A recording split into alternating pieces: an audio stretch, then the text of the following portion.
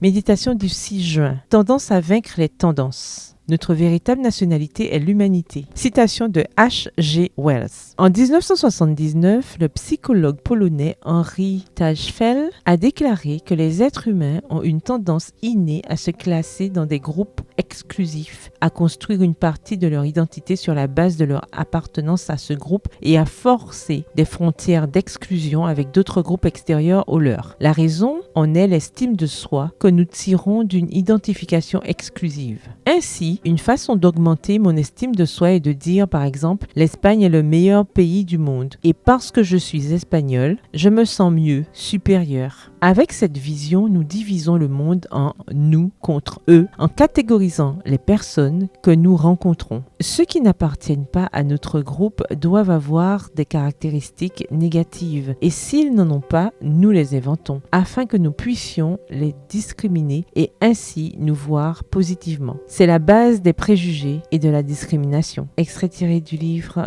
An Integrative Theory of Intergroup Conflict, une théorie intégrative du conflit intergroupe, ainsi que le livre The Social Psychology of Intergroup Relations, aux pages 33 et 47, écrit par H. Tajfel et J.C. Turner. L'histoire nous montre que ce phénomène a toujours existé. À l'époque tribale, cela avait un sens, car les tribus devaient se protéger des menaces extérieures pour survivre. Mais plus tard, ce n'était plus une question de survie, mais de préjugés. Jusqu'à ce que l'homme, qui ne comprend aucun préjugé, qui n'appartient à aucun groupe parce qu'il aime l'humanité entière, fasse son apparition sur scène, Jésus n'avait pas tendance à voir le monde en termes de nous contre eux, mais afin que tous soient un, comme toi, Père, tu es en moi et moi en toi. Jean 17, verset 21. Malheureusement, ses disciples ont dû subir les conséquences des préjugés lorsqu'ils ont reçu la catégorisation de chrétiens, qui persiste jusqu'à ce jour. Mais les chrétiens n'ont pas été épargnés par cette tendance. Ils ont redonné à ceux qui n'appartenaient pas à leur groupe l'étiquette de païens. Ce mot et un autre similaire, mondain, sont toujours d'actualité 2000 ans plus tard. Mais avons-nous vraiment besoin de les utiliser? Avons-nous besoin de nous sentir supérieurs à ceux qui ne sont pas de notre foi? Cela a-t-il un sens de voir le monde en termes de chrétiens ou mondains, occidentaux, orientaux, gauche, droite, pour ne donner que 3 exemples? Je pense qu'il est temps de vaincre cette tendance. Des êtres humains, voilà ce que nous sommes tous. Et aimer Dieu par-dessus tout est le ciment qui nous permet